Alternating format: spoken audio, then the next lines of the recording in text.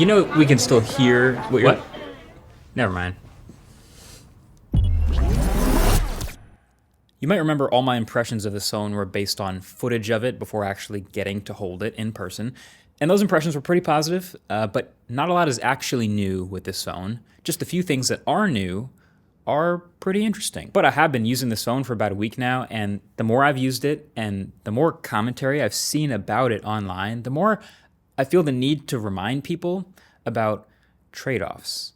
Every feature in every phone is a trade-off. And this new display is maybe one of the most interesting case studies in that in a long time. So on paper, it's a lot of the same numbers as last year, right? It's a 6.9-inch big OLED display, 1440p resolution, 1 to 120 hertz, etc. But they've added this one massive new feature, the privacy display. Incredibly useful feature. You toggle it on or off whenever you want, and when it's on, it instantly limits the viewing angles pretty dramatically, preventing anyone from looking over your shoulder or snooping. Now, yes, you could always just buy a cheap $20, $30 screen protector like this one that does that through polarization. But unlike that screen protector, this actually blocks all viewing angles, horizontal or vertical off-axis. But also, because it's built into the display, you can turn it on for just the pixels you want to when you want to. So maybe only in certain apps. So you can have it only block out your banking app and your texting app, or even only black out incoming notifications, which is incredible. This is a genuinely useful innovation. It's special that it's actually a new hardware feature, which we really don't get that often in the smartphone world these days. But like I said, everything is a trade-off. The way they pulled this off is they essentially have two types of pixels on this new display: wide-angle pixels that you can view from everywhere, and narrow-angle pixels that seem to have some type of focusing lens on them, so you can only see them from straight on. So when you're just using the phone like normal, all the pixels are on. But when you decide to turn on the privacy display, it simply turns off the wide-angle pixels, and it leaves only the narrow-angle pixels. So you achieve that privacy filter effect, but now that also means you just turned off half the pixels. So your resolution is actually quite literally cut in half. And you can actually see it. Like, there's blockier edges around text and smaller details and fine contrast. Here, I literally bought a microscope for this. So this is privacy display off, like normal. And this is privacy display on. You can see those pixels literally turning off. So yes, less resolution, and also yes, peak brightness is a bit lower. You normally don't notice that because they cleverly adjust the output of the pixels that are staying on to keep the perceived brightness about the same, but if you're at a high enough brightness, you will actually see it get a little dimmer when you turn the feature on. And even in regular use, that means this display is slightly worse all the time. I mean, think about it. If you've added a narrow focusing lens to half of your pixels, that means that your viewing angles are going to be slightly worse all the time because half of these pixels now have permanently poor viewing angles. It also appears to have a different coating on the display that's not quite as good at the anti-reflective thing that was so good on S25 Ultra. And it also turns out it's still an 8-bit display simulating 10-bit color instead of a full native 10-bit display like so many others have added. But I think that Samsung knows that most people are not pixel peepers. Like, even on this display, this is a 1440p screen, but out the box, it's set to 1080p by default for everyone because they assume that most people would rather have the slightly longer battery life as a trade-off over like a perfect screen. So nerds like me will lock in and immediately switch to 1440p in the settings right out the box, and we will notice more the slight resolution differences and viewing angle differences, and we'll upvote every comment on Reddit that chastises Samsung for using the 8-bit display again. But at the end of the day, this is the trade-off that they decided to make to have this one really cool feature that they probably believe will sell more phones. But to be totally clear, this is still a really good display. But like I said, if you're a pixel peeper like me, just know what you're getting into, because there are better looking displays that you can get for your $1,300, ironically probably also manufactured by Samsung. But if that's your number one priority, there's other places you can look. Also, subscribe for more phones under microscopes. Here's another trade-off: this new design. And it's not even really that new of a design. They just made the phone a little thinner, a little lighter, and a little rounder at the corners to make it look like the rest of the flagship phones that they make. But even that comes with downsides. Like, since the corners are more round, that means the part where the S Pen goes into the phone is capped with a slight curve instead of totally flat. So now the S Pen can only go back into this phone this one way, unlike last year where it was flat, and so you didn't really have to think about that at all.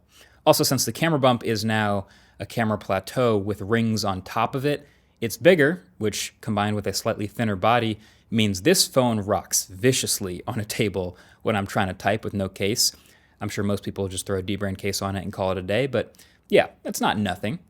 And switching back to aluminum sides from titanium honestly makes no real difference to using the phone, but it does mean people will be able to make fun of you for copying the iPhone's titanium for no reason. The new chip is the Snapdragon 8 Elite Gen 5 for Galaxy. So I benchmarked it against the OnePlus 15, which is a Snapdragon 8 Elite Gen 5. Similar scores, slightly higher actually for the Samsung version, but still right around the yearly 20 to 30% CPU improvements expected. Really, Samsung seems to be much more focused on NPU, which is around the AI generating features on the phone, which we'll get to in a second. We'll get there. But yeah, the performance is generally, it's great. It's almost a formality at this point. Hey, are animations smooth?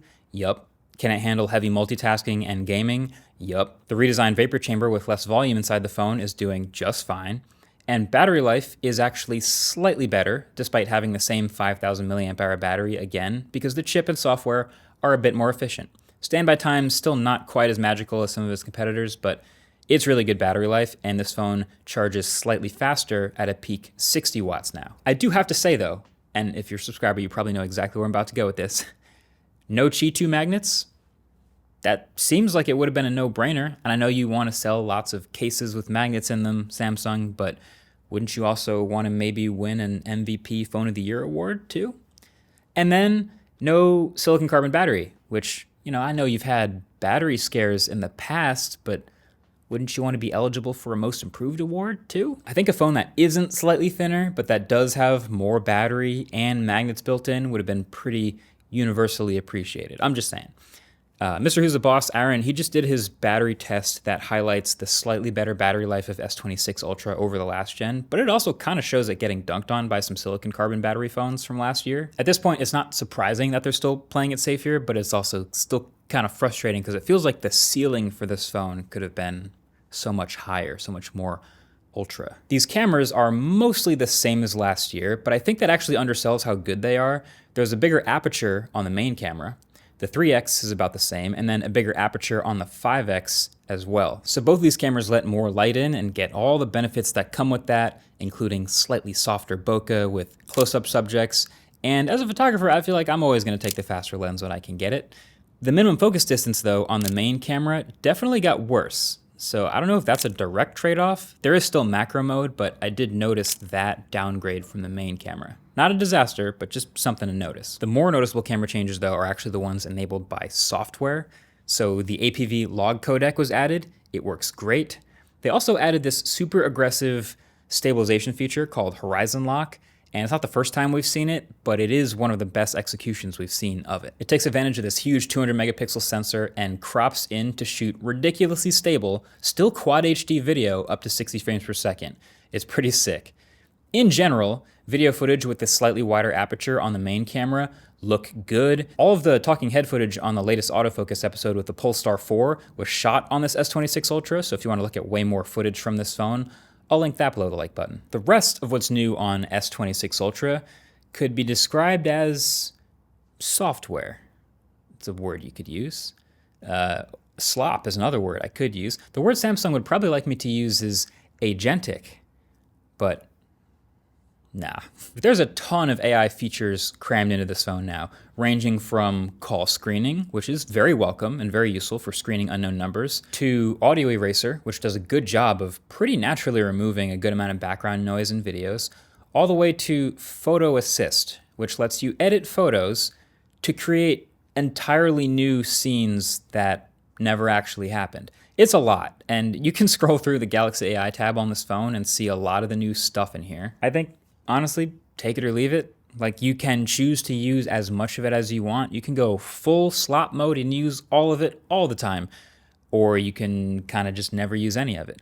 I will say, I didn't get Now Nudge to work once, and I also tried many things with the AI text-based photo editor, and to its credit, it refused many of the things I tried to make it do. So yay for safeguards, I guess. I'm just not convinced any of this is a reason to buy this phone, especially when a lot of it could and probably should make its way to other Samsung devices across the lineup, older stuff, through a software update. So then lastly, while I have your attention, I would just like to take this opportunity to say that the base S26 and S26 Plus are not good deals anymore. Like, those phones feel like afterthoughts. The designs are basically unchanged, fine, but they've also had basically the same cameras since S23.